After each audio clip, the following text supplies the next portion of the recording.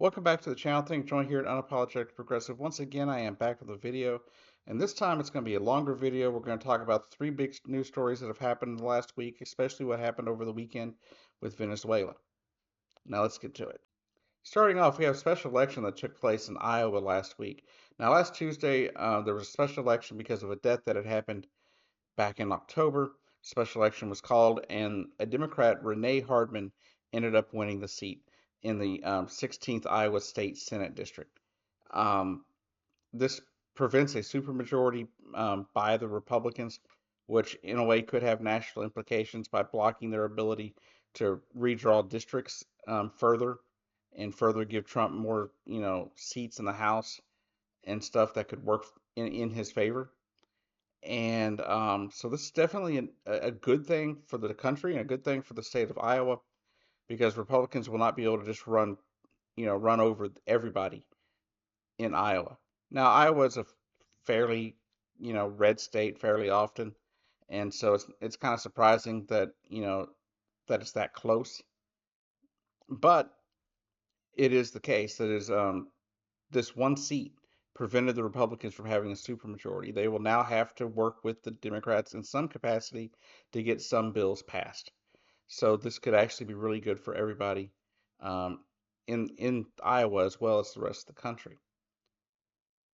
Now, as we know, we've talked about these the redrawing of districts going on, the gerrymandering going on in Texas and other states, and how California just passed new districts through the voters, doing it entirely differently than like Texas did.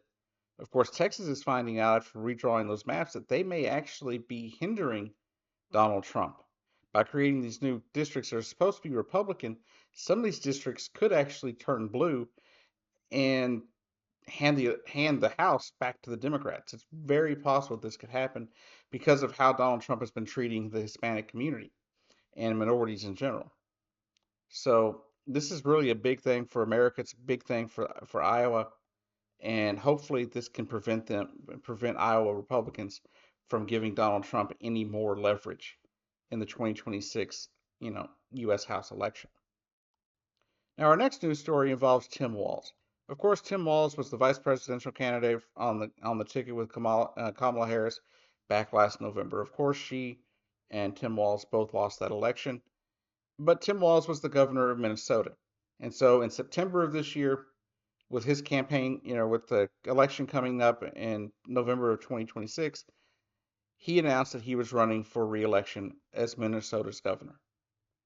Now, over the past few years, Minnesota has dealt with a lot of scandals.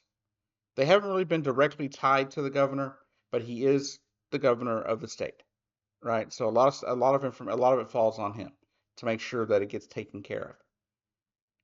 So there's been some different scandals between some different governmental agencies in the state. One of them providing, I believe, food and shelter to the poor.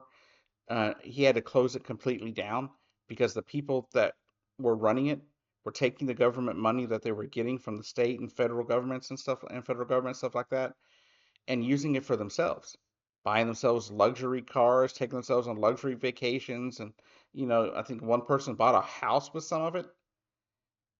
It's crazy, right?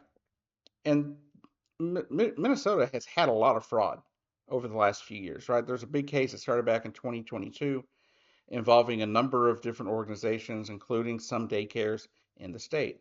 Some 60 people have been arrested and convicted and put in jail for the fraud that they have committed. It shows me that Tim Walz is making sure that people that commit fraud are held accountable for committing said fraud. And so I think Tim Walz has done a good job there. Now, recently, a young conservative so-called journalist, young conservative influencer named Nick, showed up to about 13 different daycares claiming they were all committing fraud. Why? Because they wouldn't let a man who would show up to their doors, try to bang on the doors, and try to make his way into the building with a group of people dressed in ski masks. Now, I'm no parent. I'm not a parent except to my dog, right? But I'm going to ask you parents out there, leave in the comments, let me know in the comments, if you were a parent, do you A, want the daycare to allow a crazy person who is banging on the doors with a group of what looks like, masked men, right? Banging on your door and trying to get in. Do you want them to A, let him in the building and be able to photograph and film your children without your consent? Or B, do you want them to block the lunatic from being able to get into their building? Now, I'm not a parent, but I'll tell you exactly which one I would choose. I wouldn't want the lunatic to be in the daycare. These places are secured for a reason. Have you not seen what happens in this country? Have you not seen what happens to places that are not secure when it involves children? Do you really think a daycare is any different than an elementary school, or a mall, or a high school, or a church?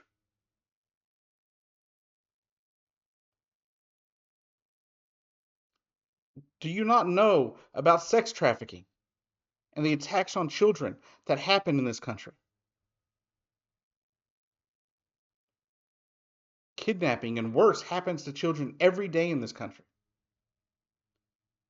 So why in the world would they let a lunatic with what could be a group of thugs coming in to shoot up the building or to kidnap children?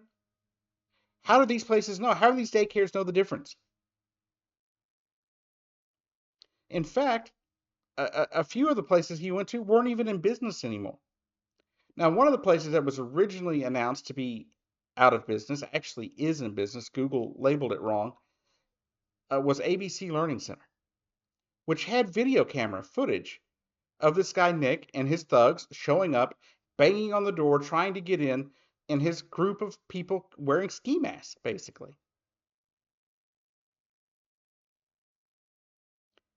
They showed how a few hours before and how a few hours after children were being brought into the learning center. He made this video as if it's some big gotcha against Democrats. And Republicans in the Minnesota government, within the Minnesota legislature, have admitted that they did this on purpose, that they pushed this information to this kid, knowing that it was not true, knowing that it wasn't real, but knowing it would help push Donald Trump's agenda along and maybe hurt Governor Tim Walz in the long run. That was their hope. Now, today, because of the scandal, Tim Walz announced that he will not be seeking re-election. Tim Walz has decided to put his constituents above himself, above his party, and make sure to focus on the scandal to make sure that no stone is left unturned, to make sure that the people that are hurting people in Minnesota who are taking this, committing fraud on the government dime are held accountable. And this is what I think a leader does. This is something that Joe Biden couldn't do or refused to do when his cognitive ability started to decline. This is something you would never see Donald Trump do. Donald Trump would never admit that he needs to focus more, on his constituents or on his people. Because Donald Trump doesn't care about you. Tim Walz, on the hand, I think genuinely cares about the people of Minnesota and the people of America. He doesn't want your taxpayer money going to fraudsters. And so Tim Walz stepped out of the race. And it looks like Amy Klobuchar will possibly take his place. We'll see when the primaries are run. But you see, this is what Joe Biden should have done in September of 2023, right? At least September of 2023. That way, Democrats in 2024 could have had a full flushed out primary that Kamala Harris probably would have won anyway.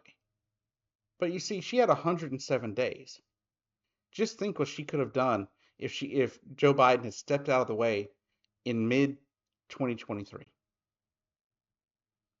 So I want to applaud Tim Walz on his leadership, and I hope he's able to get this taken care of while he's still in office. To the people of Minnesota, I hope Klobuchar is able to, get in there and become your governor or another Democrat. I'm very concerned for trans people in Minnesota right now because if Tim Walz isn't the governor and another Democrat isn't able to win that seat, the governorship, then what happens to the trans rights and the LGBTQ rights that have been made part of the state of Minnesota? So keep that in mind as we're going forward with this one. Now, on to our next story. Now, for our last story, we're going to talk about Venezuela. Of course, Donald Trump over the last few months has been bombing fishing boats and claiming he's going to invade Venezuela, take out Maduro, and all this kind of stuff for the last few months. In the last month or so, we've been using the U.S. military to steal tankers flagged out of Venezuela as well, claiming the ships for our own and taking the oil. All the while, Donald Trump has been painting this whole thing with Venezuela as Venezuela is sending drugs into the United States and Maduro is the head of it. Meanwhile, Donald Trump has recently allowed for the pardon of some 5 different drug traffickers. One of the most notable being the former president of Honduras, who was convicted for trafficking over 400 tons of drugs like cocaine and fentanyl into the United States. Keep that in mind. Now, over the weekend, many people out there may have heard about what happened. Back on Friday night, Saturday morning, as I was heading off to sleep, I found out that there were bombings taking place in Caracas, Venezuela.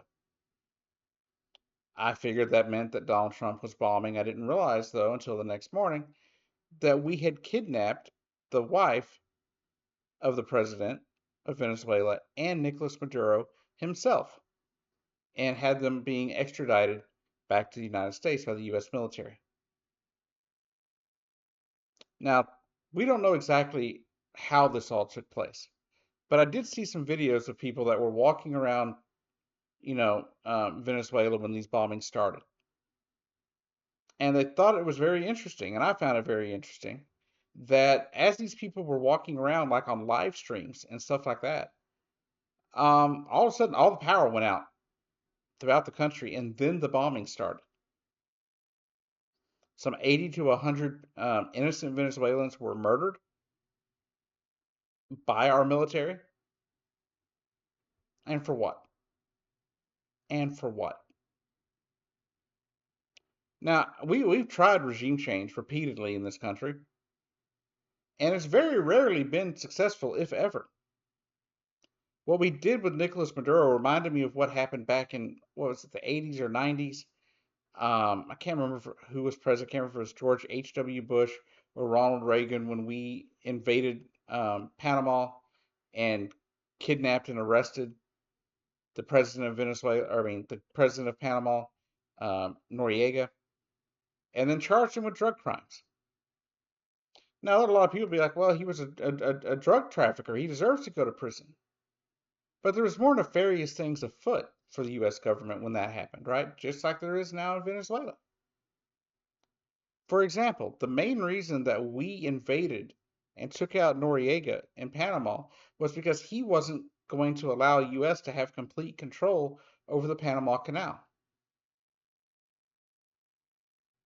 So we cooked up this plan to, say he did this and this or that with drugs, and we convicted him, or we kidnapped him, and I believe we convicted him and spent years in prison.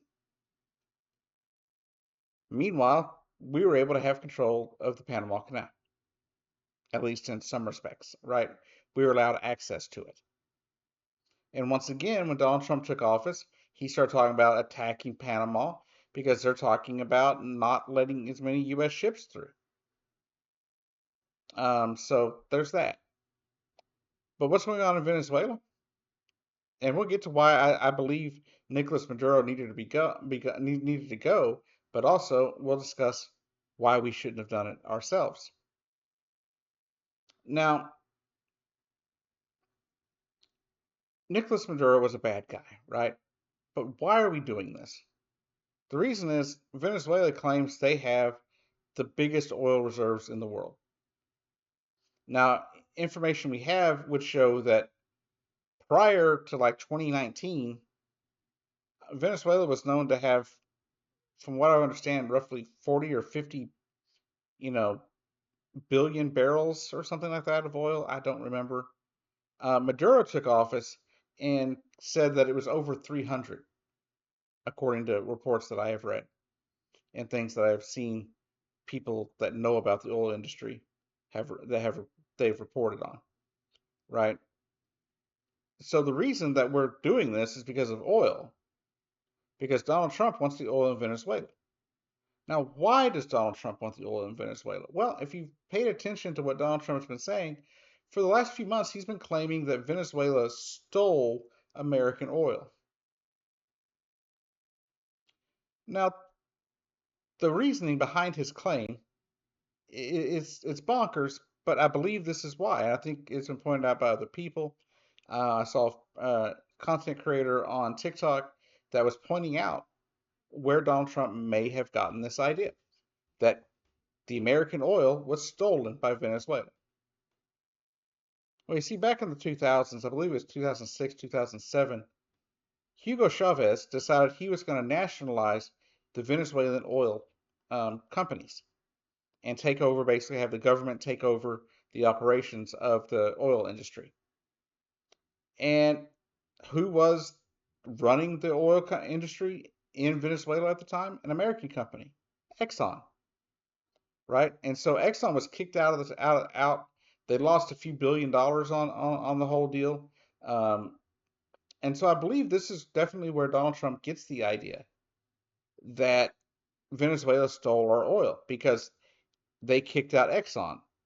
But the thing is, Exxon had done things that had hurt the economy of Venezuela, which allowed Hugo Chavez to take power in the first place, right?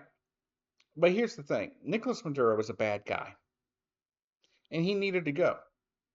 Nicolas was it has been terrible for the people of Venezuela. He is a dictator. He's made it very clear that he is willing to cheat and steal elections. He's imprisoned his anybody who has said anything bad about him or doesn't support his party. In the last election, there was a woman, Maria Corina Machado, who was running as an opposition person. She had won the primary elections to run against Maduro, and Maduro randomly found excuses to ban her from being able to run for office. And then somebody else took the spot. Juan Guaido, I can't remember exactly how to pronounce it, but he appeared to have won the election.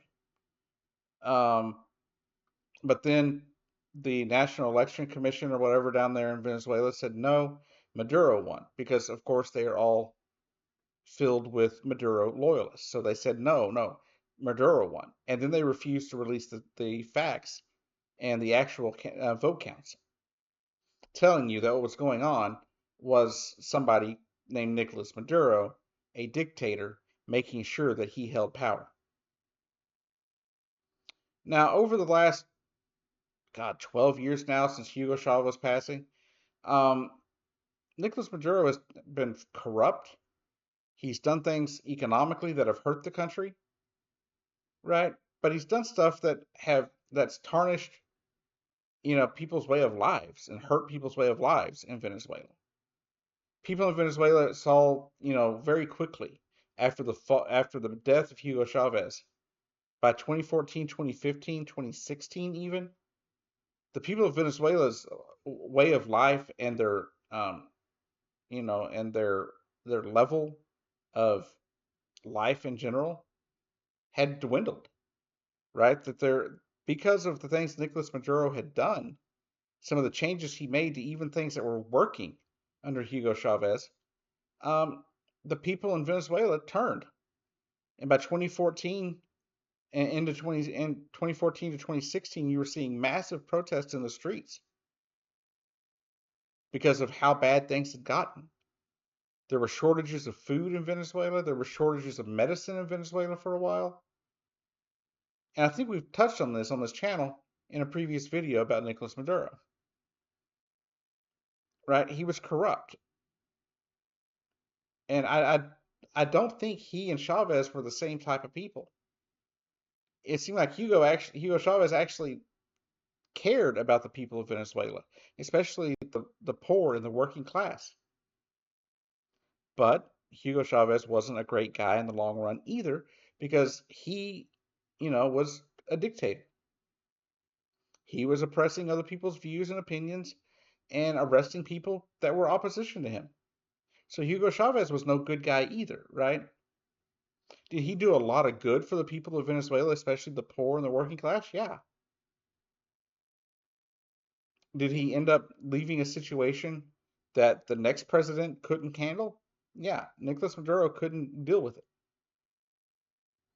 And there are a lot of problems that were created between Hugo Chavez and Nicolas Maduro, right? Do I believe that he is a narco terrorist, as has been claimed by people like Maria Corina Machado? No.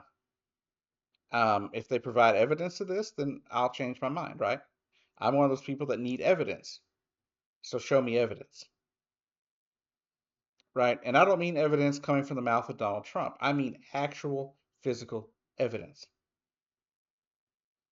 Now, what's interesting, you would think that maybe they would revert back to the previous election, possibly, and let that person be sworn in as president. But they ended up swearing in somebody that was the former vice president of Venezuela to be the president, interim president for the time being, kind of creating another presidential crisis, which they had back in 2018 and 2019 in Venezuela when Nicolas Maduro refused to cede power, even though it was clear he had lost.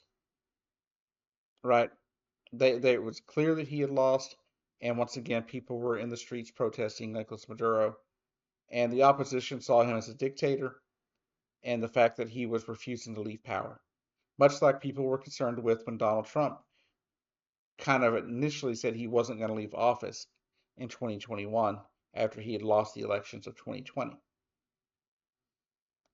But you see, we don't really know for sure if Maduro is guilty on any of these charges that the U.S. has brought against him.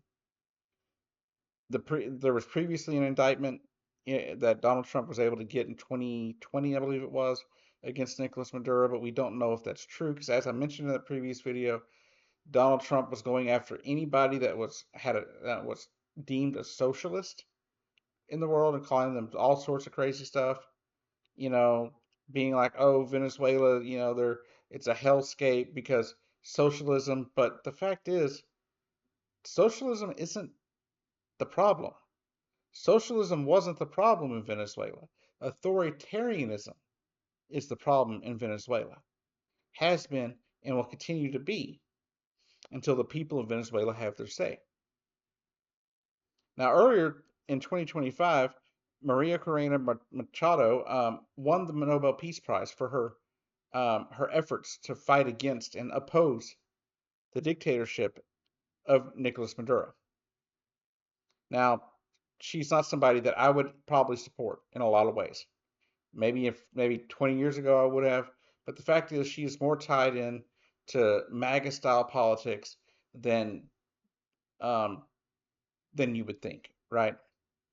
In fact, there's a group of Venezuelans that live in America that consider themselves, MAGA. Um, Magazuela, I think they call themselves, um, who support Donald Trump. And she's been very supportive of Donald Trump. In fact, when she won the Nobel Peace Prize, while Donald Trump was crying about the fact that he didn't win the Nobel Peace Prize, she dedicated the Nobel Prize to Donald Trump.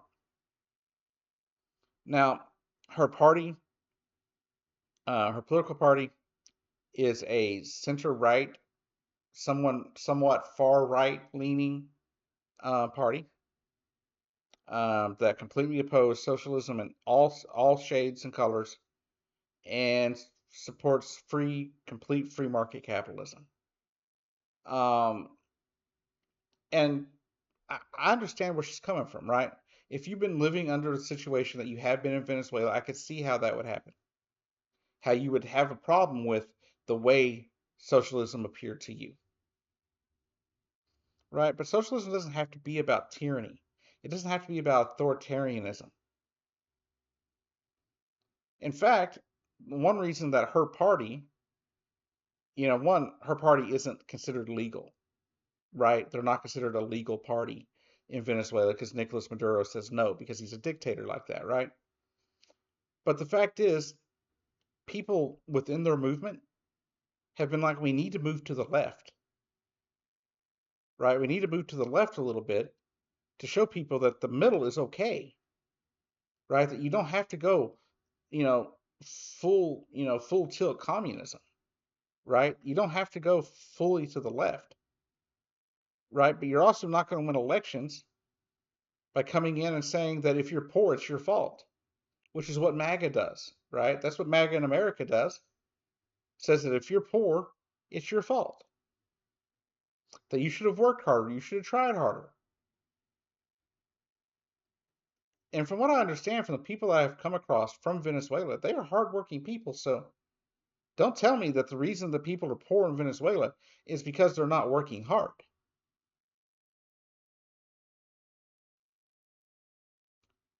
Now, as bad as Nicolas Maduro is, and how bad of a president he was, and how I am happy that he is gone, I do not believe the US government had any business going into Venezuela, bombing Caracas, and kidnapping the leader of the country for a number of reasons. Do you remember what happened back when we attacked Iraq with the plans for regime change? Remember what happened to Iraq for a long time and problems they're still dealing with now?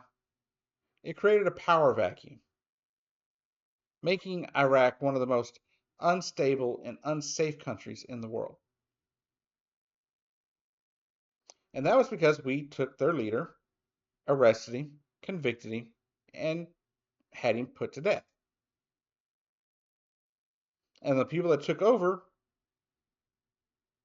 right, weren't people that anybody was okay with, right? They created, a fractionalization of Iraq and different factions, came to the forefront. You had people like ISIS trying to get a footprint there. Every time we've tried, this whole regime change, it creates a power vacuum at the top, which creates a problem all the way to the bottom. That's one of the reasons. Two, the money it cost.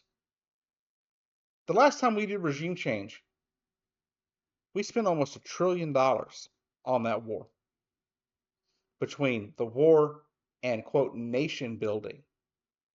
Because after Saddam Hussein was gone, we had to run the country until they could have elections, which we're doing now. But guess what? Because of the insurgency in Iraq, we stayed there for until what was it, 2020 or 2021 when we finally pulled out?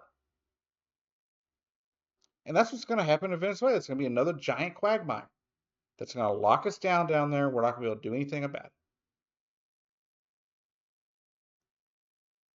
And lastly, he did it without the authority of Congress. If he had at least gone through Congress, I wouldn't have as much to say about it. But he chose not to get Congress's approval. In fact, from what I understand, he still hasn't told Congress what he's done. At least not as he's supposed to. He's done a, social media post and talked about it on TV, but from what I understand, he has not sent the information over to Congress. He did not seek Congress's approval, and he only had 48 hours to tell Congress that he had done this and the reasons why. Okay.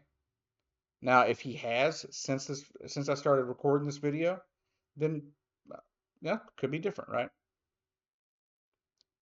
But the fact is, he still didn't seek congressional approval before doing it.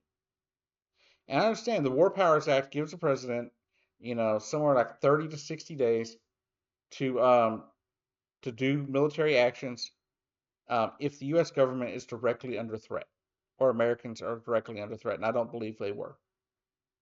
I don't believe this is a proper use of the War Powers Act. I just don't believe it. Right? I just don't buy that. And so those are my main reasons that I don't support what took place. Do I believe Nicolas Maduro needed to go? Yes. Do I believe it should have been the Venezuelan people to get rid of him? Yes. Yes, I do. I believe it was their job. I don't believe it was ours. I don't believe we should have risked our troops to depose the leader of another country. I don't think that's reasonable. And now, most likely, a very far right wing person will, in the long run, probably take power there. Donald Trump has already threatened the new president that was sworn in recently, um, the interim president that was sworn in, saying because she says she wasn't going to support U.S. invasions and stuff like that, and also she's still part of the party that um, Nicolas Maduro and Hugo Chavez were a part of. On top of that, Donald Trump has now threatened to invade Mexico, Cuba. He's threatened, like I said, to bomb and invade and send U.S. troops back into Venezuela. And he's threatened to bomb Greenland and attack and invade Greenland. And remember, Greenland is part of Denmark, which is a NATO ally. By doing this, Donald Trump will indeed start World War III. So let's hope he holds off on that. The thing is, though, if we end up fighting in Cuba, a nation that is strongly supported by the Russian Federation, it's going to create another quagmire on top of what's going on in Venezuela right now. Right? Because if we invade Cuba, then I guarantee you not Soviets, but the Russians, who used to be the Soviet Union, will send troops into Cuba to help Cuba. And then we'll have a giant proxy war, basically, going on the island of Cuba, with American troops possibly caught in caught in the middle of it. Right? We don't need to be bombing or invading Cuba. We don't need to be bombing or invading anybody for that matter. But the fact is, Donald Trump has threatened to invade Mexico, Cuba, and Greenland. Right? He's even threatened to invade Colombia if they don't bow to his will. Who does that sound like to you? And the last thing I'll leave you with about this whole thing is, what do you think this is? Do you believe this invasion of Venezuela is just a one-off thing? Are we going to go down there and leave? No, because our troops are still there. Um, do you think this is Donald Trump's, plan to remove thousands of Venezuelans from the U.S. now that Nicolas Maduro is gone? It's possible. Lastly, could it possibly be Donald Trump's Poland? Because you remember when Little Mustache Man started his stuff, one of the first places he invaded was Poland. Right? Just, blitzkrieg right into Poland, took over, and or at least good portions of Poland. And that's where all the concentration camps ended up being. A majority of the concentration camps within Europe during World War II were in Poland. And I'm starting to wonder if this is what Donald Trump's plan is, to get Venezuela on our side, get people in power down there that support America and support America's plans for the country. And then use that support to be like, hey, we're going to start deporting everybody that we don't like to prisons in Venezuela, to prison camps. Remember, part of Project 2025 and part of what Donald Trump ran on and what Health and Human Services Secretary Robert Kennedy has been discussing, and what Donald Trump ran on, like I said, in the 2024 campaign, was in part to send people who were mentally ill, who are transgender, who are gay or lesbian, who are autistic, to prison camps and work camps to reprogram them. Keep that in mind. I hope my rambling hasn't been too much. I hope you enjoyed this longer video. My goal for the next few weeks is to, on Monday, make a big video like this one, and then maybe break it up into smaller chunks, throughout the week, while also putting out smaller videos throughout the week. That way we get more content on the channel, and maybe the more content that goes out will stop the bleeding of subscribers. We've lost like 6 subscribers in the last 4 days, and maybe start getting more eyes on the channel. Anyways, thanks for watching. I'll see you down the road. If you like what you saw here, please hit the join button, become a member, and support the channel today.